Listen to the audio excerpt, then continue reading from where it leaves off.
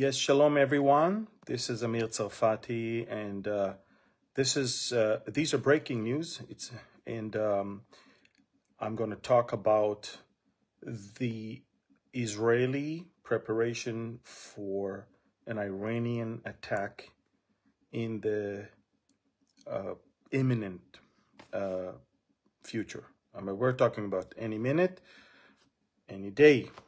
And I'll wait for you guys to connect, and we'll talk, because there's a lot of misinformation, disinformation, a lot of hysteria, a lot of confusion. So I would like to clarify everything and explain what is exactly going on here. I cannot tell you what's going to happen. I can tell you what is going on right now, but I think that you deserve a clear explanation of the situation. A lot of you are praying, and you need to understand what is really going on here, okay? These are breaking news. I'm going to talk to you right now about the situation with Iran, and I will explain to you what is happening right now, okay? So let me see that everybody is connecting. Please share right now. Once you press the share button, more people can see that we're live, and then they can connect and watch it, okay? All right, so again, shalom everyone. This is Amir Tsarfati from Galilee, from Israel. And as you can see, we're still going on with our lives here. We are not hiding in a bomb shelter at the moment. But let me give you an explanation to what is going on right now, what actually happened during the night, which was daytime or afternoon in America, but during the night in Israel, and what is happening even today. So first of all, the U.S. president gave a speech in which he said that the American support in Israel's fight against Iran and its proxies is ironclad. He made it very clear. This has nothing to do with the war with Gaza. This has nothing to do with the American criticism on Rafah, to go in, to go out, all of these things. He said, when it comes to Iran, if in case Iran is going to attack Israel, America will be there not only to help Israel defend itself with U.S. Sophisticated equipment that is already deployed along the Middle East, but also there was a hint that America will even help Israel attacking back. This is all an equation. Everybody is bracing towards something, and we have two options, and we have two equations. And let me explain. So first of all, as I said, the U.S. president made it very clear America is with Israel on this one. Second, CENTCOM commander General Michael Kurilla is right now in Israel. Normally, CENTCOM commander, the most senior general in American forces that is in this area, he's here. Normally, he comes for a few hours, half a day. He's going to be here for 2 days. He arrived this morning. He's now in the command center of the Israeli Air Force under the ground, 20 stories under the ground in Tel Aviv, going over the different scenarios and letting Israel know what is it that America can do in order to help. The 6th Fleet is on its way from the Middle East, from the western part of the Middle East, and the 5th Fleet is in the area. USS Eisenhower is crossing the Suez Canal right now on its way to the coast of Israel, and to be able to help with several things, shooting down rockets, GPS disruption, and of course also offensive capabilities with rockets and missiles. in aircrafts. And now let me walk you through the events of last night. So first of all, for the last week, the Iranians are threatening.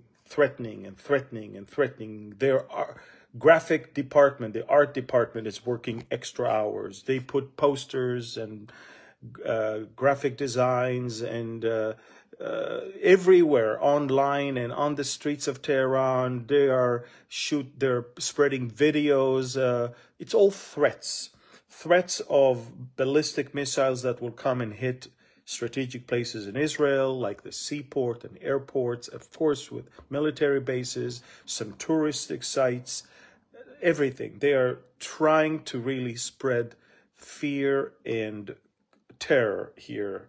So they've been threatening for the last week, okay? But last night, since Eid al-Fitr, since Ramadan is over, and now they kind of being expected to do something, last night, the Khamenei gave a speech. He said Israel will pay. But last night, something very strange happened. You see, sometimes these things backfire on you. Last night, Lufthansa, that is smelling danger in the region, decided to suspend all of its flights from Tehran to Germany.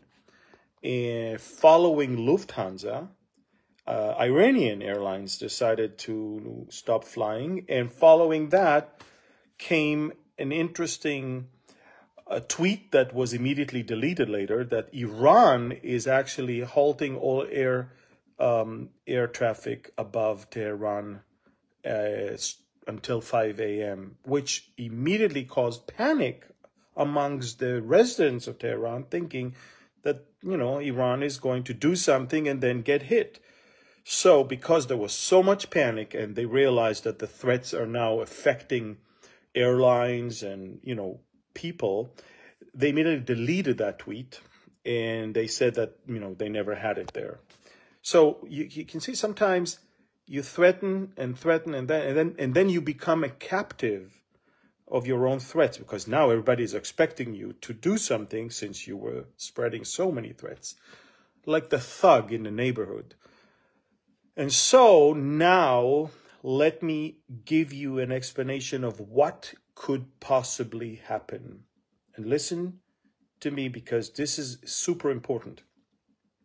First of all, the equation is this. The Israeli response will be scaled according to the Iranian attack. If it's not going to be severe, and if it's not going to come from Iranian soil, let's say they only attack from Syria and Iraq and Yemen, because they're even afraid to attack from Lebanon, because God forbid, look who's here, because God forbid, they are afraid that an all-out war with Lebanon will start, and then they'll lose Hezbollah as their arm. If it's only going to be proxies, Israel is obviously not going to shoot at Iran. We're going to destroy whatever we need to destroy in places where missiles came from. But the Minister of Defense of Israel made it very clear that we will attack any place where we were attacked from, which means that if Iran wants to attack Israel from its own territory, it should expect for the first time to get attacked officially and publicly by either Israeli Air Force or Israeli missiles and drones, and cruise missiles, ballistic missiles and drones, which will give Israel finally a chance and a justification to hit Iran's nuclear sites, which I'm not sure Iran wants. So, we're not sure if Iran itself is going to be part of this, because there's a lot at stake here. 2, we're not sure how big it's going to be. The idea of the attack, the idea of any attack right now is, first, exhaust the air defense system with many drones. And once the air defense system is too busy, then fire your big, heavy, precision-guided missiles and hit targets. where it hurts. So this is what we expect them to do now. Again, it's very important. If they attack from Iran, Iran will be attacked from Israeli soil, with maybe even American help. If there will be no attacks from Iranian soil, then the response will be as usual. I mean, we are getting already attacked with drones and missiles from Iraq and from Syria and from Lebanon and from Yemen. It's nothing new. In the last 6 months, it's been happening. And so it's just going to be more of the same, maybe a little bit more severe, but more of the same. So Iran needs to decide, A, are we going to shoot from our own territory? And if we do, how bad is it going to be? Our response will be accordingly. Again, Iran has a lot to lose here because the Israeli response will be very decisive. If Israel is not going to respond decisively, this is going to be a show of weakness to the point that it will invite more attacks from maybe even other countries. Even the North Korean leader just said, he just said that it's time for war. We need to get ready for war because there's countries around us that are weak right now. Maybe this is the right time to do. So that could be a piece of a domino that will cause a domino effect elsewhere around the world, which I'm not sure everybody wants right now. So the Iranians are now being pressed by the Americans. The Americans asked UAE and Saudi Arabia and Kuwait and Qatar and others to call the Iranians and tell them not to attack. Or if they do attack, don't do it from your own soil and don't do it in a very overwhelming manner, because the Israeli response will be harsh and we will actually understand and even maybe assist. And so we're bracing towards something. Because they spread so many threats, I think they are captured in their own, threats. They need to do something. The manner of the strike will decide how we respond. And the location where rockets were fired from will determine where we are going to fire back. These are the two things that you need to understand. On the other hand, what's going on in Gaza? A lot of people are saying, Amir, you just posted that Israeli army left Gaza, blah, blah, blah. Okay, yeah, we did leave most of the Gaza Strip, but it was a very, very smart thing. We refresh our soldiers. But second, once we leave, all the terrorists comes out of their holes, and then we immediately strike. And that's what happened today. Probably dozen attacks on terrorists that came out of their holes and tunnels in different places around the Gaza Strip. And this is it, folks. So, we're still there. We're still attacking. The war is still going on. We're not backing off. And when it comes to Iran, again, I honestly think that the Ayatollahs needs to think, because not only that the Ayatollahs are now no longer spectators. You see, up until now, Iran was smart to be in the peanut gallery. I mean, they were watching what's going on. They were allowing their proxies to attack, but they were like from the UN, we're not doing anything. It's not us. For the first time, Iran is a player. And Iran is a player, which means we can finally, justifiably, get to the head of the snake. And so Iran cannot run away right now from this. And this is why I think it's actually good. It's significant that we can address the head of the snake, strike the head of the snake, and they know that. And so right now, they climbed up the very, very tall tree. And in order for them to save face, I'm not sure they will send anything from Iranian soil except towards Israeli places outside of Israel. They claim that there is a Mossad station in Erbil in northern Iraq, so they might send rockets there. They might try to sabotage Israeli missions and embassies elsewhere, but they'll be very careful to attack Israeli soil because then that's it. They're part of the game. They're part of the war, and let the war begin and let the game go on. And so now comes the spiritual part. Okay, look, two things we know from the Bible. Iran will also be a player in the war against Israel in Ezekiel, which will be led by Russia and Turkey. So obviously, Iran will still be there to attack us in that war, which means they might not attack us right now. Second, Israel is still going to be there for that war, which means they're not going to destroy us right now. I mean, we have to be very, very logic here. So I'm not worried. But look, it's not fun to go every day and to think, okay, when is it going to happen? It's not fun, yeah, I must admit.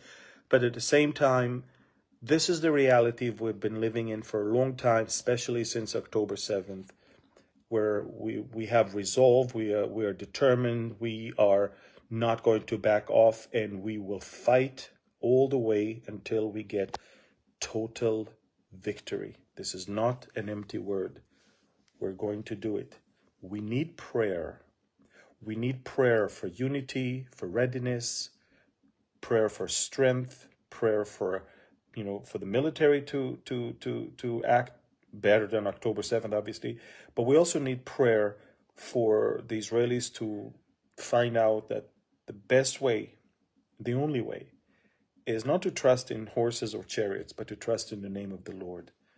And that's really ultimately the most important thing. A couple other words I want to say about our neighbor in the north, Lebanon, a country which I really love. I love the Lebanese people, and I love Lebanon. And Lebanon has been taken hostage by Hezbollah and Iran. You have to understand the Lebanese are furious at Hezbollah. The Christians in Lebanon just are going through a lot of hardships right now. Some of their activists are being kidnapped and murdered. And there's a lot of things going on right now in Lebanon. And in some videos that I saw, some Lebanese leaders are saying we actually prefer Israel to strike Lebanon in order for Hezbollah to be destroyed. Hezbollah must worry that they have opposition from within and they might not be able to fight both ways. And even the Ayatollahs. The Ayatollahs have a lot of opposition from within. In Baluchistan, in the southern part of Iran, there is the Jaish al-Adl. There's a Sunni terror organization that is attacking the Ayatollahs, and they have killed several of them in the last few days. Even in Iran, there could take advantage of the situation and start an uprising against the Ayatollahs themselves. And they also know that, and they also are afraid of this.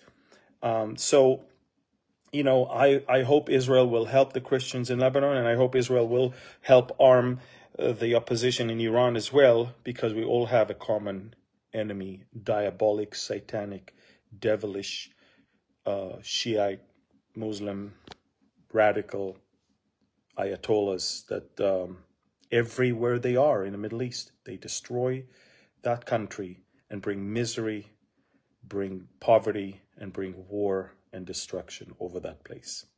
So pray for the people of Lebanon, pray for the people of Iran, and of course pray for Israel, and pray for the enemy to be defeated. That's all we want. Thank you.